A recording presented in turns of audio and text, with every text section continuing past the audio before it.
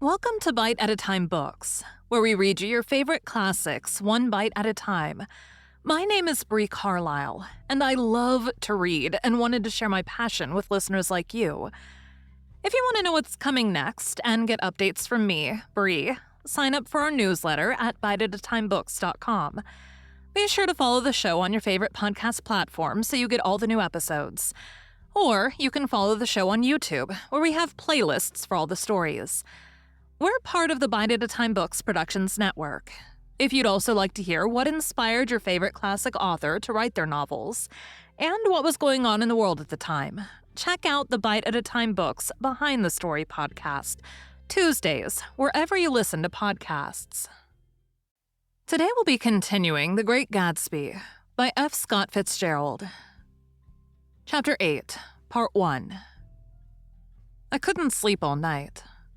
A foghorn was groaning incessantly on the sound, and I tossed half-sick between grotesque reality and savage, frightening dreams. Toward dawn, I heard a taxi go up Gatsby's Drive, and immediately I jumped out of bed and began to dress. I felt that I had something to tell him, something to warn him about, and morning would be too late. Crossing his lawn, I saw that his front door was still open, and he was leaning against a table in the hall, heavy with dejection or sleep. "Nothing happened," he said wanly. "I waited, and about 4 o'clock she came to the window, and stood there for a minute and then turned out the light." His house had never seemed so enormous to me as it did that night, when we hunted through the great rooms for cigarettes. We pushed aside curtains that were like pavilions, and felt over innumerable feet of dark wall for electric light switches. Once, I tumbled with a sort of splash upon the keys of a ghostly piano. There was an inexplicable amount of dust everywhere, and the rooms were musty, as though they hadn't been aired for many days. I found the humidor on an unfamiliar table, with 2 stale, dry cigarettes inside. Throwing open the French windows of the drawing room, we sat smoking out into the darkness. "You ought to go away," I said. "It's pretty certain they'll trace your car." "Go away now, old sport. Go to Atlantic City for a week, or up to Montreal." He wouldn't consider it. He couldn't possibly leave Daisy until he knew what she was going to do. He was clutching at some last hope, and I couldn't bear to shake him free. It was this night that he told me the strange story of his youth with Dan Cody. Told it to me because Jay Gatsby had broken up like glass against Tom's hard malice, and the long, secret extravaganza was played out. I think that he would have acknowledged anything now, without reserve, but he wanted to talk about Daisy.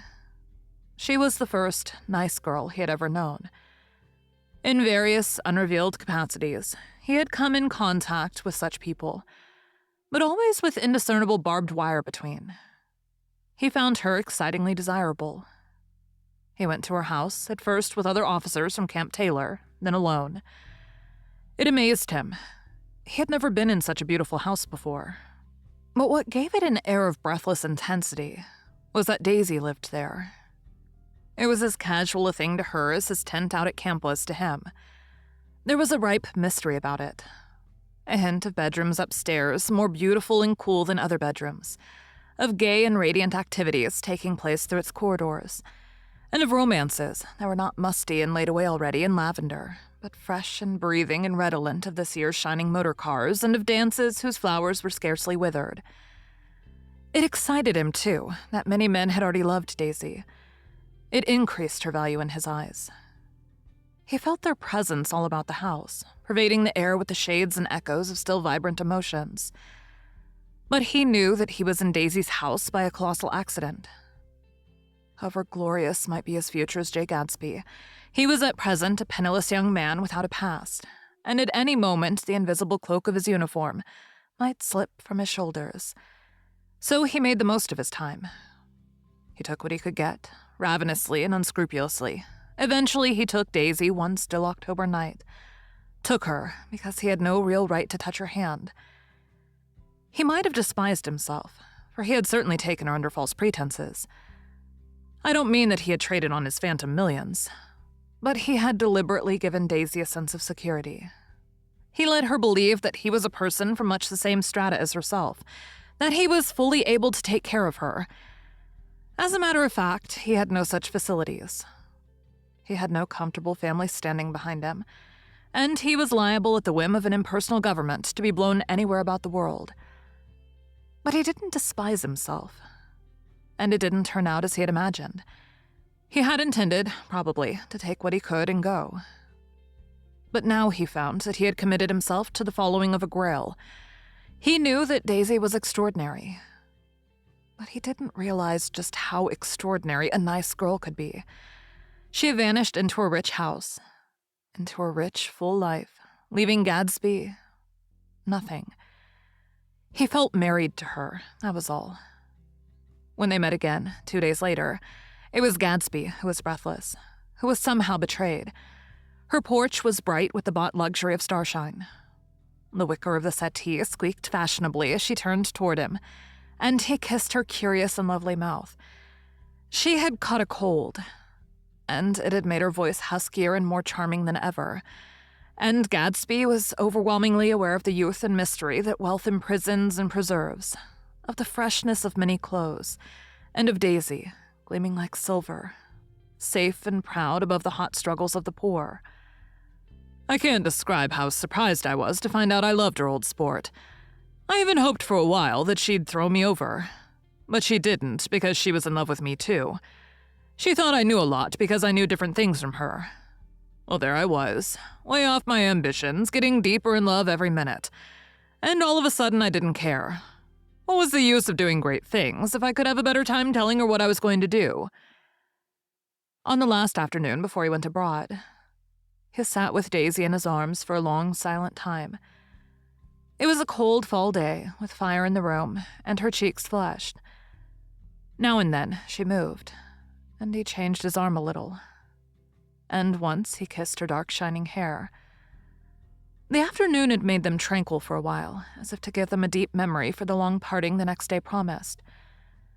They had never been closer in their month of love, nor communicated more profoundly one with another than when she brushed silent lips against his coat shoulder, or when he touched the end of her fingers gently, as though she were asleep.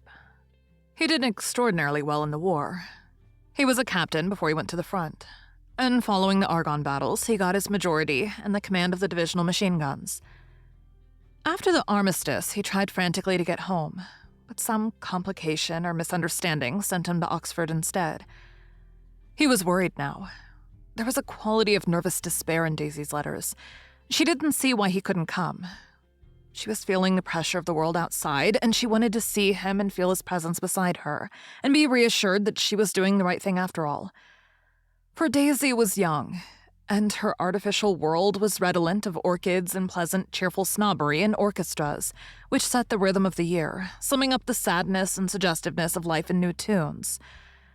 All night, the saxophones wailed the hopeless comment of the Bale Street Blues, while 100 pairs of golden and silver slippers shuffled the shining dust.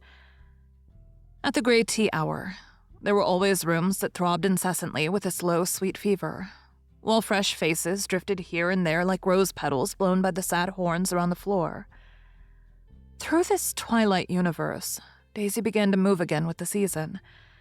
Suddenly, she was again keeping 6 dates a day with 6 men, and drowsing asleep at dawn with the beads and chiffon of an evening dress tangled among dying orchids on the floor beside her bed.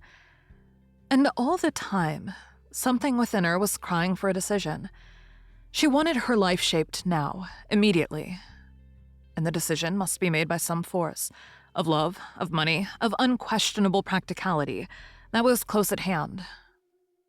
That force took shape in the middle of spring with the arrival of Tom Buchanan. There was a wholesome bulkiness about his person and his position, and Daisy was flattered. Doubtless there was a certain struggle and a certain relief. The letter reached Gatsby while he was still at Oxford. It was dawn now on Long Island, and we went about opening the rest of the windows downstairs, filling the house with gray-turning, gold-turning light. The shadow of a tree fell abruptly across the dew, and ghostly birds began to sing among the blue leaves. There was a slow, pleasant movement in the air, scarcely a wind, promising a cool, lovely day. I don't think she ever loved him. Gatsby turned around from a window and looked at me challengingly. He must remember, old sport. She was very excited this afternoon. He told her those things in a way that frightened her, that made it look as if I was some kind of cheap sharper. And the result was she hardly knew what she was saying. He sat down gloomily. Of course, she might have loved him just for a minute, when they were first married, and loved me more even then, do you see? Suddenly he came out with a curious remark. In any case, he said, it was just personal. What could you make of that, except to suspect some intensity in his conception of the affair that couldn't be measured? He came back from France when Tom and Daisy were still on their wedding trip, and made a miserable but irresistible journey to Louisville on the last of his army pay. He stayed there a week, walking the streets where their footsteps had clicked together through the November night, and revisiting the out-of-the-way places to which they had driven in her white car.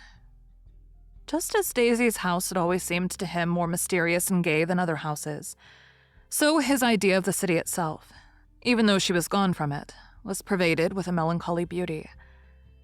He left feeling that if he had searched harder, he might have found her, that he was leaving her behind. The day coach, he was penniless now, was hot. He went out to the open vestibule and sat down on a folding chair, and the station slid away, and the backs of unfamiliar buildings moved by.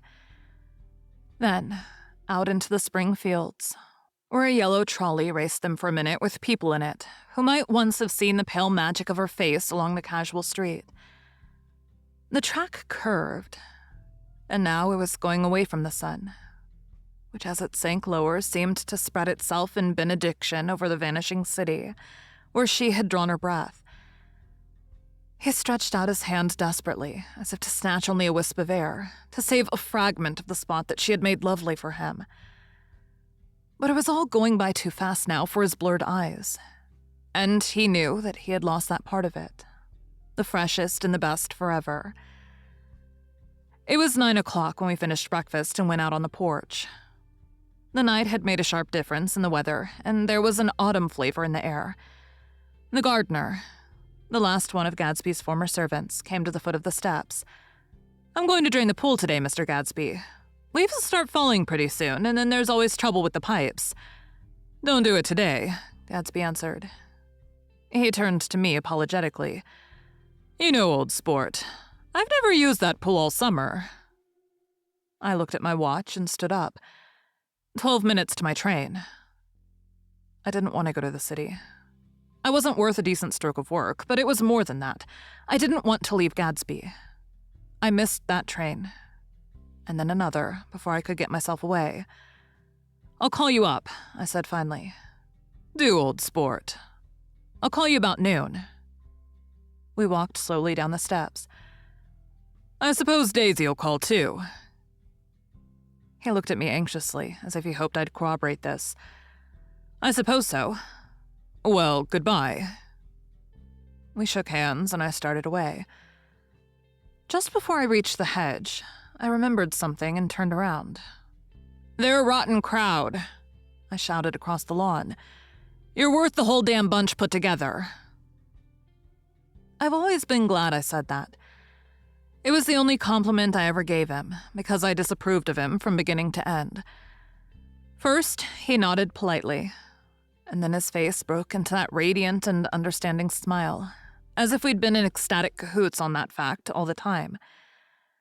His gorgeous pink rag of a suit made a bright spot of color against the white steps, and I thought of the night when I first came to his ancestral home 3 months before.